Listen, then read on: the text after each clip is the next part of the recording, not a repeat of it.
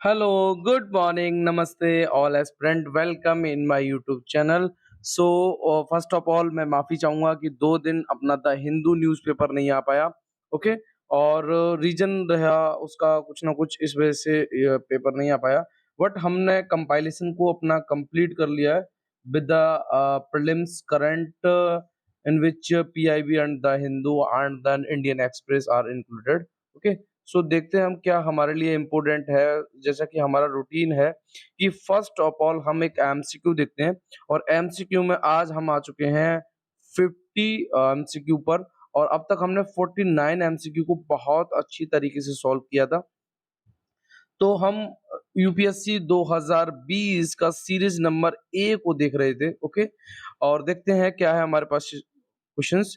If you withdrawals 1 lakhs in a cash from your demand deposit accounts at your banks, the immediate effect on aggregate money supply in the economy will be: first, to reduce it by 1 lakhs, to increase it by 1 lakh, and to increase it more than 1 lakh, and to leave it unchange.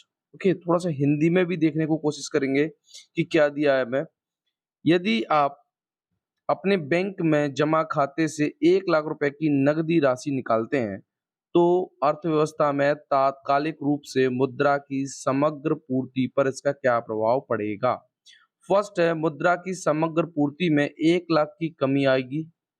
मुद्रा की समग्र पूर्ति में 1 लाख की वृद्धि होगी। आगे है, मुद्रा की समग्र पूर्ति में 1 लाख से अधिक की वृद्धि होगी। आगे है, मुद्रा की समग्र पूर्ति अपरिवर्तित रहेगी।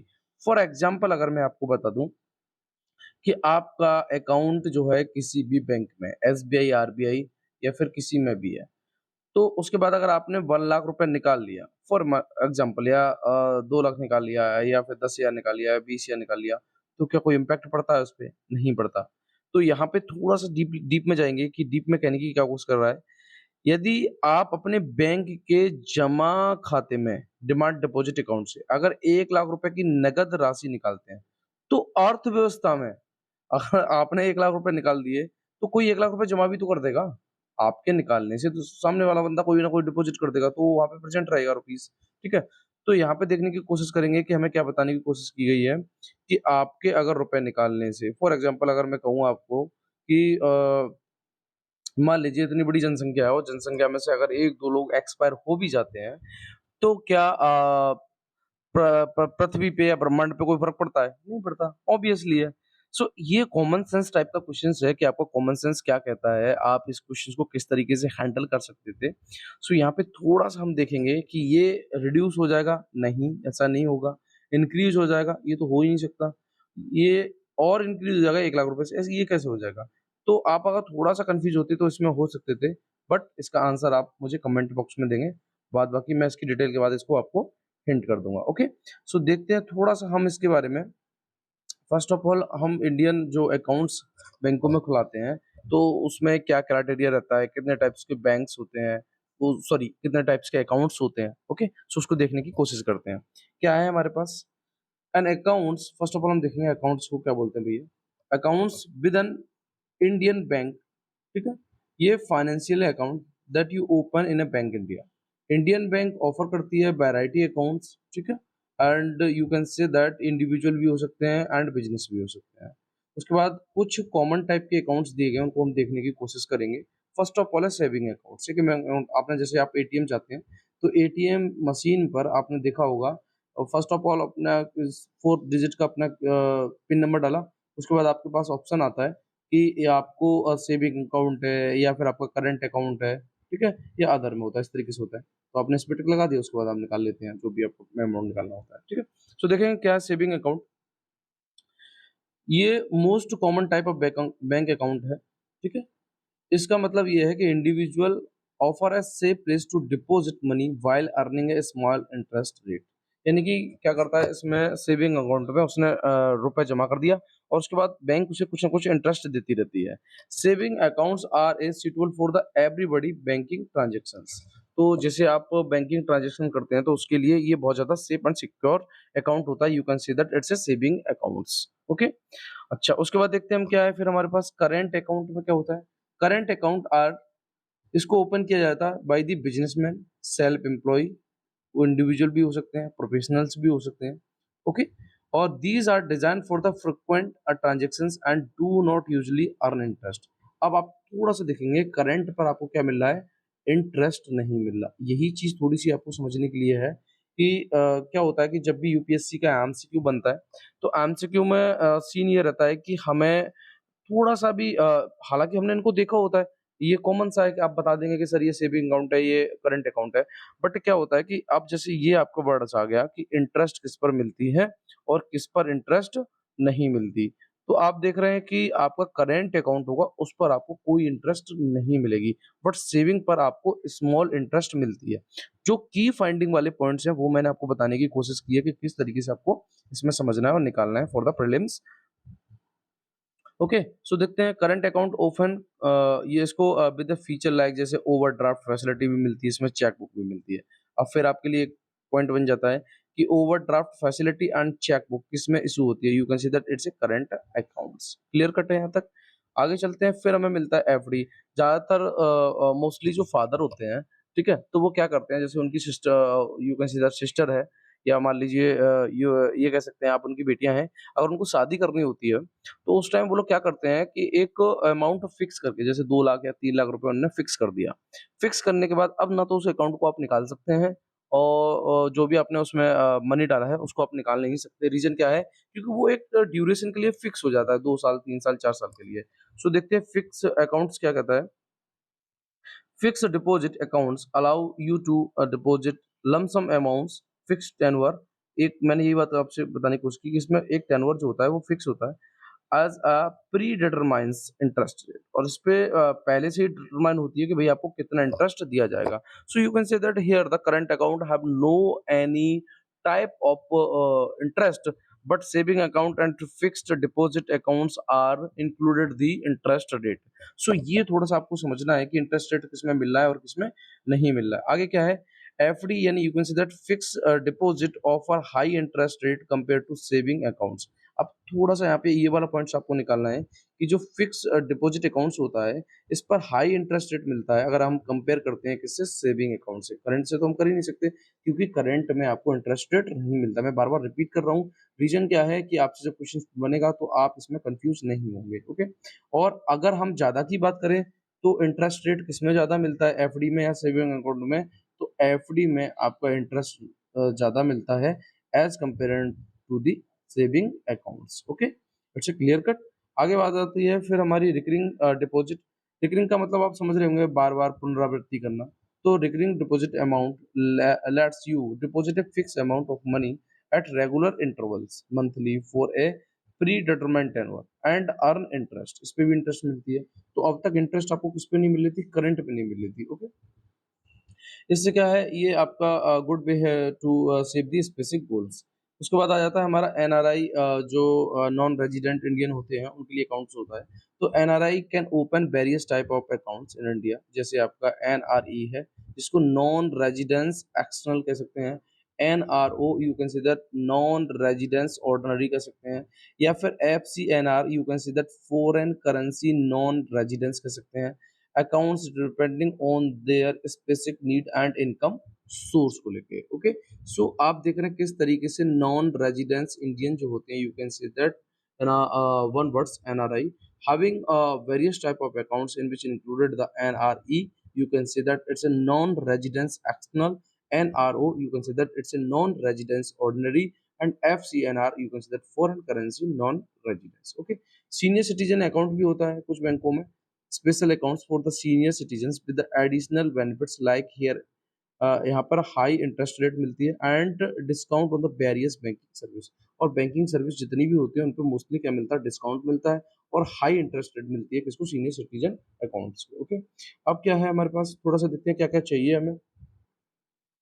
तो देखते हैं the to open an account with the Indian bank, you will generally need to provide certain documents। जैसे आपको कुछ-कुछ डॉक्यूमेंट्स की आवश्यकता होगी, उनको थोड़ा-सा हम देखते हैं। जैसे आपके कॉमन डॉक्यूमेंट्स हैं, प्रूफ ऑफ आइडेंटिटी है, जैसे आधार कार्ड है या पासपोर्ट है, proof of address, you can say that utility billing, या फिर पासपोर्ट साइज फोटोग्राफ है आपका, पेन है, you can say that permanent account numbers. तो ये सारी चीज़ों की आवश्यकता होगी when you open account in any Indian banks. Okay, so Aadhaar card हो या पासपोर्ट हो या प्रूफ ऑफ एड्रेस होना चाहिए। उसके बाद आपके पास पासपोर्ट साइज फोटो और PAN cards. Okay, it is important to choose a bank and type of account with align with your financial needs and goals को लेके, ठीक है, गोल्स को लेके। अच्छा, उसके बाद हम देखते हैं जैसे कुछ फी चार्ज भी लगाते हैं, मिनिमम बैलेंस रिक्वायरमेंट एसटीडी जैसे 1000 आपको रखनी ही है। कुछ बैंकों में एचडीएफसी है उसमें 10,000 आपको रखना ही है, ठीक है, अदरवाइज आपका जो है पैसा उसमें से कट जाएगा। Opening and managing an account with the Indian bank can provide with access to wide range of the banking service including online banking, ATM service and more than. ये सारी फैसिलिटी मिलती है when you open your accounts in any. Okay, so clear cut है, थोड़ा सा हमने इसको देख लिया डिमांड डिपॉजिट अकाउंट्स क्या होता है, ठीक है। तो अगर हम ये यही बात है कि भाई आपने डिमांड डिपॉजिट के थ्रू पैसा निकाल लिया तो क्या होगा, तो ये इट लीव इट अनचेंज, तो इसका आंसर क्या हो जाएगा, भाई कोई भी फर्क नहीं पड़ेगा, मुद्रा की समग्र पूर्ति अपरिवर्तनीय रहेगी। ओके, अब देखते हैं हम पीसी। पीसी बोले तो prelims current. Prelims current it's a compilation of the PIB, the Hindu and Indian Express. So 16 सितंबर 2023, अब तक हमने 15 सितंबर तक तो देख लिया था। देखिए, मैं माफी चाहूंगा कि 2 दिन न्यूज़पेपर छूट गया, बट मैं कोशिश ये करता हूँ कि आपका कोई भी चीज अगर छूट भी जाती है तो वो कंपाइल होके आपको पीसी यानी कि प्रीलिम्स करंट में मिल जाए। ओके, सो देखते हैं क्या है यहाँ पे। देखिए, नेविगेशन सिस्टम की बात करें तो अभी अभी हम लोग अपने इंडिया के बारे में, नैविक हमारा स्टार्ट हुआ है इंडिया में। जैसे अभी मान लीजिए आपको ओला या उबर के थ्रू कहीं जाना होता है, तो आप ज़्यादातर जो जीपीएस सिस्टम यूज़ करते हैं वो, ठीक है, क्या यूज़ करते हैं आप, जीपीएस सिस्टम, वो जो किसका है, यूएसए का है। बट अब इंडिया अपना you can say that navigation system लेके आने वाला है, और जिसमें आप देखेंगे नैविक है, ठीक है। और नेविक के बारे में अभी मैं थोड़ा-सा बताऊँ, ये चल रहा है इंडिया में, ठीक है? सो देखते हैं क्या है, जैसे जीपीएस है आपका, ये आपका यूएसए का है। इसी टाइप की कुछ और नेविगेशन सिस्टम्स हैं ऑल ओवर द वर्ल्ड्स, उनको देखने की कोशिश करेंगे। ग्लोनास है, जो कि रसिया की है। उसके बाद गैलीलियो है, जो यूरोपीय की है, और वेइडो यू कंसीडर चाइनीज़ की है। Q Z double S you consider it is Japan's, और नेविक कहाँ की है, इंडिया की। अच्छा, अब हमारा जो नेविक है वो जीपीएस सिस्टम से बेटर क्यों, उसको देखने की कोशिश करते हैं हम।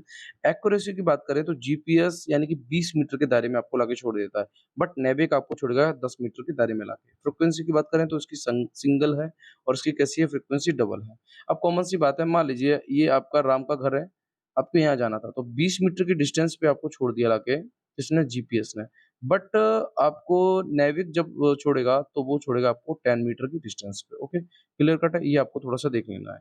आगे चलते हैं, फिर हम नेविक की बात करें तो ये है क्या, navigations with the Indian constellations, और या दूसरा नाम है इसका Indian regional navigation satellite system. Okay, तो ये साइंस एंड टेक का है। हो सकता है आपसे यहाँ से क्वेश्चंस बने सीधा कि ऑप्शन आपके पास आ जाएँ कि ये 3-4 दे दिए जाएँ, जीपी सिस्टम कहाँ का है। ये कई लास्ट टाइम भी बहुत ज़्यादा न्यूज़ में रहा था। हो सकता है इस बार क्वेश्चंस बन जाए इससे भी। जैसे जीपीएस आपका यूएसए का है। ओके, तो कुछ चीज़ें आपको याद रखनी है इसमें से, थोड़ा-सा मैं रिवाइज़ करा दे रहा हूँ। इंडियन का तो आपको ज़रूर याद रखना है कि नेविक है ना? कन्फ्यूज़ नहीं होना है। और उसके बाद गैलीलियो, ये थोड़ा-सा देखेंगे आप, ये यूरोपियन का है, और ग्लोनास आपका रसिया का है, बीडू आपको चाइना का है, क्यूजेड आपका जापान का। ओके, उसके बाद हम आ जाते हैं, फिर हमें मिलता है नेशनल जुडिशियल डेटा ग्रिड, ठीक है? एनजीडीजी यू कैन से दैट। ये है क्या? ये डेटाबेस है, जैसे आपको ऑर्डर करेगा या जजमेंट करेगा एंड केस केस डिटेल जो भी होंगी डिस्ट्रिक्ट या सबऑर्डिनेट कोर्ट्स की लेके, ठीक है? और उसमें हाई कोर्ट हो। अब इसको न्यूज़ में क्यों रहा? क्योंकि इसमें पहले डिस्ट्रिक्ट था, सबऑर्डिनेट कोर्ट था, हाई कोर्ट था, और सुप्रीम कोर्ट नहीं था, बट उसको भी इंक्लूड कर लिया गया recently. Okay, so national judicial data grid. अब इसमें आपका जैसे जजमेंट को लेके है, या केस डिटेल को लेके है, या ऑर्डर्स को लेके, ये सारी चीज़ें आपको उसमें मिलेंगी। आगे देखने की कोशिश करते हैं। अच्छा, क्या है, created as a online platform, इसको ऑनलाइन प्लेटफ़ॉर्म के रूप में क्रिएट किया गया as a part of the E code project. Work की बात करें तो ये मॉनिटरिंग करेगा, टूल मैनेज, ठीक है, एंड रिड्यूस जो पेंडेंसी होती है केसों की, उनको रिड्यूस करने का काम करेगा national judicial data grid. Okay, so इसमें सारे कोर्ट्स इंक्लूड हो गए। अभी हमारा लेफ्टिंग पे चल रहा था सुप्रीम कोर्ट, वो भी इसमें इंक्लूड है। रीज़न की बात करें क्या है, जैसे आपका जो भी केस डिले हो जाते हैं, उनको भी नेशनल जुडिशियल डेटा ग्रिड के थ्रू लाया जाएगा और इवन यहाँ पे लैंड डिस्प्यूट को भी इंक्लूड किया जाएगा, ओके? उसके बाद थोड़ा-सा हम देखते हैं लोकेशन वाला एक क्वेश्चन है हमारा लिबिया को, हालाँकि हम लास्ट में भी देखेंगे। सो देखते हैं क्या है। रिवर की बात करें तो कोई भी परमानेंट रिवर नहीं है लिबिया में, ठीक है? और हाईएस्ट पॉइंट इसका क्या है, बिक्कू-बिट्टी है और इसका माउंटेन जो है वो अख्तर माउंट्स है। हालाँकि हम इसको लास्ट में भी डिस्कस करेंगे क्योंकि लीबिया बहुत ज़्यादा न्यूज़ में रहा और मुझे लगता है इसकी बॉर्डर शेयरिंग कंट्री आपको छोड़नी नहीं है किसी भी कीमत पर। ओके, नेक्स्ट देखते हैं हम फिर क्या है हमारे पास। Government e market place, you can say that GeM, इसको लॉन्च किया गया था 2016 में। ओके, मिनिस्ट्री कौन सी है इसकी? Ministry of the commerce and industry. ये आपको थोड़ा सा याद रखना है, गवर्नमेंट ई मार्केट प्लेस को, जिसको ministry of the commerce and industry देख रही है। टाइप की बात करें तो ये 100% गवर्नमेंट ओन है, यानी कि सेंट्रल सेक्टर्ड स्कीम है। सेंट्रल सेक्टर का मतलब होता है जिसमें गवर्नमेंट की 101% फंडिंग होती है। और सेंट्रल स्पॉन्सर्ड स्कीम की बात करें तो इसमें गवर्नमेंट की 100% फंडिंग नहीं होती। ये आपको अच्छी तरीके से समझना है। तो government e market place, you can say that jam, इसका एम क्या है? इसका एम है ट्रांसपेरेंसी को इनहांस करना, एफिशिएंसी को इनहांस करना and speed in the public procurement. यानी कि जो भी चीजें हम खरीदते हैं, है ना, गवर्नमेंट पोर्टल्स पे, उनको उसमें ट्रांसपेरेंसी, एफिशिएंसी और स्पीड को इनहांस करने का काम करता है government e market place. You can say that it's A jam. Okay, so confuse नहीं होना है। आगे देखते हैं फिर हमारे पास क्या है, प्लानिटरी बॉडीज। अब 9 बॉडीज हैं, ये 9 बॉडी आपको देखना है क्योंकि हो सकता है कि जब भी एमसीक्यू बनेगा तो ऑप्शन में आपके पास 2 प्लानिटरी बॉडी दे दी जाएं या 3 दे दी जाएं, 4 दे दी जाएं या इवन 5 भी दे दी जाएं और उसमें से 2 आपके लिए चेंज कर दी जाए। 3 देके 2 चेंज कर दी जाए, फिर आपके ऑप्शन 1, 2, 3 एंड 4, 5 बन जाए। ओके, सो देखने की कोशिश करते हैं प्लानिटरी बॉडी के बारे में। क्या है, व्हाट इज, ये है क्या? ये सेट है किसका? प्लानिटरी बॉडी का, within which humanity can continue to develop and thrive for generation to come. जो भी जनरेशन आएगी उसके लिए you can say that develop करने का काम करते हैं प्लानिटरी बॉडीज। इनको ब्रीच किया गया है ये ह्यूमन एक्टिविटी के द्वारा। वो कौन कौन सी प्लानिटरी बॉडी है उनको थोड़ा सा हम देखने की कोशिश करेंगे। जैसे आपका क्लाइमेट चेंज है, इसको ब्रीच किया गया बाय द ह्यूमन एक्टिविटी के थ्रू। उसके बाद बायोस्फीयर इंटीग्रिटी है, लैंड सिस्टम चेंज है, फ्रेश वाटर चेंज है। ये सारी चीजें देख रहे हैं आप, लैंड सिस्टम भी चेंज हो गया, बायोस्फीयर इंटीग्रिटी भी चेंज हुई, क्लाइमेट चेंज भी हुआ, फ्रेश वाटर भी चेंज हुआ, बायोकेमिकल फ्लोज, ठीक है। उसके बाद है हमारे पास नोवल एंटिटी होती हैं, जैसे कुछ माइक्रो प्लास्टिक को लेके या ऑर्गेनिक पॉल्यूशन को लेके, you can see that it's a novel entity. So यहाँ पर हम देख रहे हैं कि ये ब्रीच की गई due to the human activity के द्वारा। 7th नंबर पे हमारे स्ट्रेटोस्फेरिक ओजोन डिप्लीशंस है। उसके बाद 8 नंबर पे हमारे पास एरोसेल लोडिंग्स है। उसके बाद 9 नंबर पे हमारे पास ओशियन एसिडिफिकेशन। सो ये 9 प्लानिटरी बॉडीज हैं। ये थोड़ा सा आपको याद रखनी है। याद रखने के लिए मैं आपको बता दूं, देखिए चेंज वाली तो रहेंगी, है ना। जैसे आपका क्लाइमेट चेंज है, लैंड सिस्टम चेंज है, फ्रेश वाटर चेंज है। उसके बाद जैसे वो बहुत सी जगह बायोकेमिकल फ्लोज हो रहा है, फ्लो हो रहा है, ठीक है। बायोस्फीयर इंटीग्रिटी को लेके भी ये थोड़ा सा आप कंफ्यूज हो सकते हैं, इसको आपको याद रखना है, ठीक है। नोवल एंटिटी भी आपको याद रखनी है। उसके बाद हम देखते हैं स्ट्रेटोस्फेरिक और ओजोन डिप्लीशन, यानी कि O3, ये तो हमें पता ही होगा, इसको डिप्लीट किया जा रहा है ना, by the human activity as the glacier पिघल रहे हैं, है ना, बहुत सारी एक्टिविटी हो रही है। आप फ्रिज का यूज कर रहे हैं, है ना, जिसमें से आपकी क्लोरोफ्लोरोकार्बन्स निकलती है। एरोसेल लोडिंग्स की बात करें या ओशियन एसिडिफिकेशंस। आगे है हमारे पास रेड फायर आंट। ये एक्चुअली में वर्ल्ड की मोस्ट इनवेसिव स्पीसीज है। इनवेसिव का मतलब, इनवेसिव स्पीसीज का मतलब आप मुझे कमेंट बॉक्स में बताएंगे क्योंकि इसको मैं आपको बता चुका हूँ। अब ये फाउंड कहाँ है? ये है Europe for the first time. ये यूरोप में पहली बार मिली है रेड फायर आंट। अब आपको प्रीलिम्स पर्सपेक्टिव से याद रखना है कि ये इन्वेसिव स्पीसीज है। ओके, अब हम आ जाते हैं 17 और 18 सितंबर, जो कि मुझे दोनों इम्पोर्टेंट लगे। उनको मैंने एक जगह ही कंपाइल करने की कोशिश की है। सो देखते हैं क्या है। पीआईवी, द हिंदू और इंडियन एक्सप्रेस का कॉम्बिनेशंस। मेरी माता, मेरी माता मेरा देश, ये एक्चुअली में कैंपेन चल रहा है। इस कैंपेन का मतलब है कि क्या, ये कैंपेन क्या था? अब मुझे थोड़ा सा आप बताएंगे। आयुष्मान भव, हाँ, आयुष्मान भव था या कौन सा कैंपेन था जो हेल्थ सर्विस के लिए चला था in a rural and town area.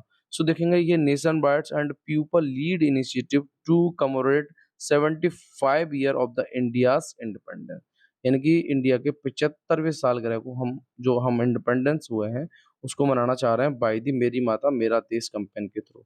ये सेलिब्रेट किया जाता है मैनी अचीवमेंट्स को लेकर of the nations and involving paying tributes. इसमें ट्राइब्यूट्स दिए जाते हैं। ट्राइब्यूट समझ रहे हैं आप? नजराना, you can say that tributes to the बीर्स हु प्रोटेक्ट अवर नेशंस, जिन्होंने हमारे नेशंस को बचाया उनको ट्राइब्यूट्स दिए जाते हैं इन द मेरी माता मेरा देश कैंपेन। सो आपको थोड़ा सा इसमें याद रखना है कि ये कैंपेन हो सकता है आपसे कब 74 या 73 है ना इंडिपेंडेंस डे पे मनाया गया या कब। सो ये आपको याद रखना है 75 you can see that independence day पर। उसके बाद हम देखते हैं एक है हमारे पास ग्लोबल मॉनिटर, इसको रिलीज किया गया by the international monetary fund. इसकी तो कोई भी रिपोर्ट्स है ना वो आपको छोड़नी नहीं है। रीजन क्या है कि आईएमएफ का मोस्टली एमसीक्यू यहाँ से उठा लिया जाता है कि ये किसने रिलीज किया है ना। तो ग्लोबल डेप्ट मॉनिटर को रिलीज किया गया बाय द आईएमएफ। ओके, उसके बाद हम आ जाते हैं unified portals for the agriculture statistics UPSG and portals, ठीक है। So unified portal for the agriculture statistics इसको लॉन्च किया गया by the ministry of the agriculture and farmer welfare, ये आपको सबसे पहले याद रखना है।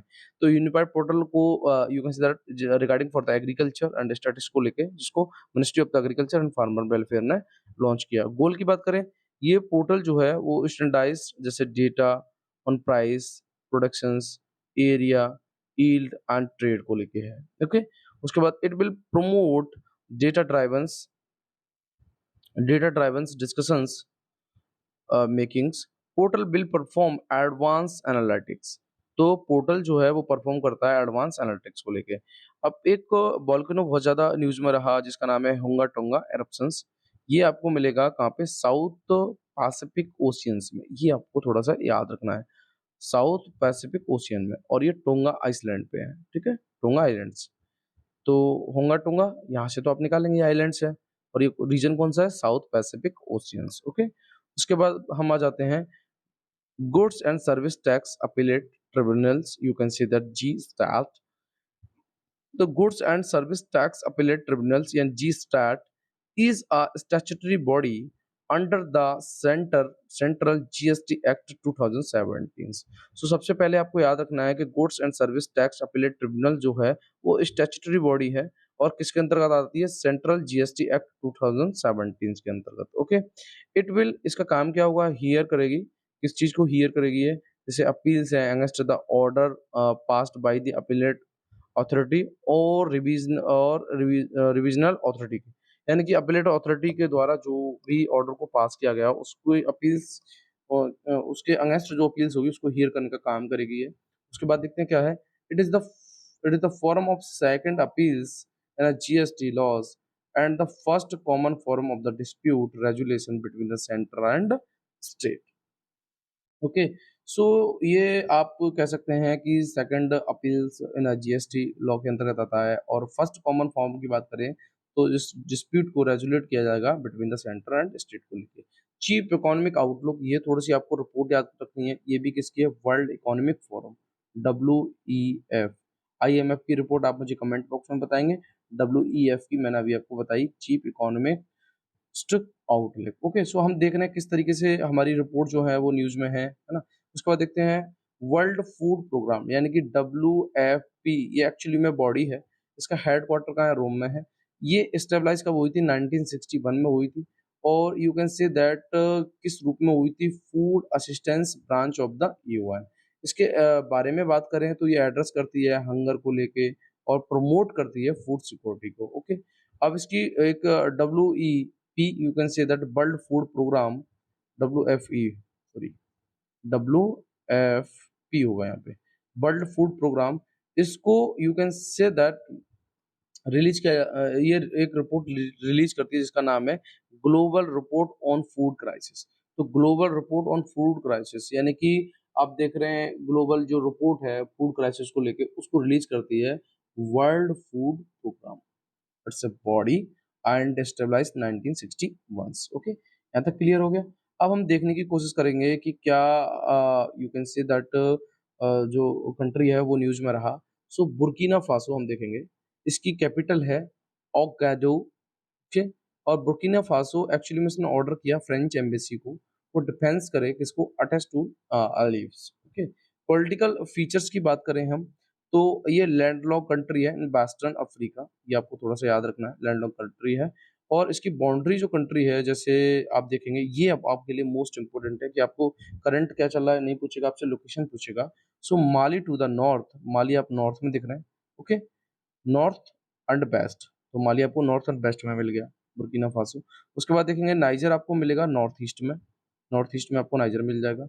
बेनिन आपको मिलेगा to the south east, okay. उसके बाद हम देखेंगे कोट डे आइवर, यानी कि जो आप यू कैन से दैट ये आपको मिलेगा यहाँ पर। उसके बाद आपको मिलेगा घाना, ओके, और टोगो आपको मिलेगा to the south. Clear cut है। जियोग्राफिकल फीचर्स की बात करें इसकी बुर्किना फासो की तो इसमें ग्रासलैंड आपको सवाना मिलती है। इसकी मेन रिवर की बात करें तो black Volta and red Volta and white Volta. तो ब्लैक रेड वाइट ये वोल्टा शब्द ना आपको याद रखना है, ये आपको मिलेगी कहाँ पर, बुर्किना फासो में रिवर। इसकी हाईएस्ट पीक की बात करें तो इसमें मिलती है टैना कोरो, टैना कोरो, ठीक है। सो क्लियर कट है। अब हमें इसमें याद क्या रखना है, याद रखना है कि बॉर्डर से इसकी बॉर्डर शेयरिंग कंट्री कौन कौन सी है, ये थोड़ा सा आपको याद रखनी है किसकी, बुर्किना फासो की, नाइजर, बेनिन, घाना, माली, कोटो, आइवर्स एंड टोगो। क्लियर कट है। आगे हम देखते हैं, फिर हमें एक और मिल जाती है लीबिया, लीबिया को मैं कई बार करा चुका हूँ, ठीक है। इसकी कैपिटल्स है Tripoli and Libya eastern port city of the Derna suffered massive damage, ठीक है। रीजन क्या है यहाँ पे, you can see that flood आया after torrential rains caused flooding that burst dams and swept away buildings। इसकी political boundary की बात करें तो उसकी लोकेशन जो है वो कहाँ मिलेगी आपको, नॉर्थ अफ्रीका में। क्लियर कट है। उसके बाद बॉर्डर की बात करें तो इजिप्ट मिलेगा, सूडान मिलेगा, नाइजर मिलेगा, चाड, ट्यूनिसिया एंड अल्जीरिया। अभी थोड़ा सा हम उसको और देखेंगे। अच्छा देखिए यहाँ पे क्या क्या मिल रहा है आपको, यहाँ मैंने नीचे मैप लगाने की कोशिश की है, चलिए देखते हैं हम। उससे पहले हम थोड़ा सा इसका जियोग्राफिकल फीचर्स पढ़ लेते हैं। तो मेजर फिजिकल फीचर, सॉरी, जैसे आपका नेफ्थो प्लेट्यू ऑन द अल्जफार्स, यू कंसीडर जाफा प्लेन्स और अख्तर mountains, you consider it's green mountains in a Libya on Saharan plateau having in a Libya country। सो आपको ये थोड़ा सा देख लेना है, Akhtar mountains on Saharan plateau. सबसे इसमें एक्सेप्शनल केस हमें याद रखना होता है कि यूपीएससी का जब भी एमसीक्यू बनता है तो एक्सपेशनल जो भी होते हैं उनसे वो उठाने की पूरी कोशिश करता है कि भाई यहाँ क्या इसका अपवाद है। तो देखेंगे there are no permanent river in Libya, अभी मैंने आपको बताया, numerous wadis the drain uplands are filled by the flash flood during the rain। Highest point इसका है बिक्खू बिट्टी, ओके। सो आप देखेंगे हम थोड़ा सा बड़े में मैंने आपको बताने की कोशिश की, यहाँ पे देखेंगे क्या क्या मिलेगा, लीबिया की बॉर्डर शेयरिंग कंट्री इजिप्ट मिलेगा, सूडान मिलेगा, चाड मिलेगा, नाइजर, नाइजर नॉट नाइजीरिया, एक ही आपको याद रखना है, नाइजीरिया नहीं है। ये थोड़ा सा अगर आप याद रखेंगे तो मुझे लगता है कि जब भी एमसीक्यू बनेगा यूपीएससी का तो वो आपको कंफ्यूज यही करेगा कि लीबिया की बॉर्डर शेयरिंग कंट्री में नाइजीरिया है या नाइजर है। वो डेफिनेटली इसको you can say that answer कर देना है कि भाई नाइजर इसमें नहीं होगी, ठीक है, नाइजीरिया नहीं होगी, niger is a present and Algeria having in Tunisia. और ये मेडिटेरेनियन सी इसकी कहाँ पड़ती है, नॉर्थ साउथ में। क्लियर कट हो गया यहाँ पे। और रेड सीड आपको मिल जाएगी तो किसके, ईस्टर्न साइड में। तो ये आपको थोड़ा सा देखना था कि भाई इसकी बॉर्डर शेयरिंग कंट्री क्या है लीबिया की, ओके। सो आज देखिए मैं बताऊं द हिंदू का न्यूज़ का जो भी इम्पोर्टेंट था उसको मैंने यहाँ पे कंपाइल करने की कोशिश की है। और आप इसमें क्या करेंगे, एक दिन पहले का हम जो भी देखते हैं उसमें उसको हम लगा ही लेते हैं। बट आपको प्लीज़ जो भी मैंने आपसे क्वेश्चंस पूछा है उसको आप कमेंट बॉक्स में ज़रूर देंगे। और मैं माफ़ी चाहूँगा 2-3 बार बोल चुका हूँ मैं आपको। रीज़न क्या था कि न्यूज़पेपर नहीं मिल पाया, उसकी रिगार्डिंग्स जो है मैं आपको नहीं रीड करा पाया। और भी रीज़न रहे जिसकी वज़ह से आपको मैं द हिंदू न्यूज़पेपर का you can say that analysis नहीं ला पाया। बट हम कोशिश यही करेंगे कि अब हमारा कोई भी मिस ना हो, और मिस हो भी जाता है तो PIB and the Hindu and Indian express का we are included in the prelims current and then we are confirm all the all the current affair in which session. Okay, so आज हम अपनी वीडियो को यहीं रोकेंगे और thank you so much. Please video को like share and subscribe करें।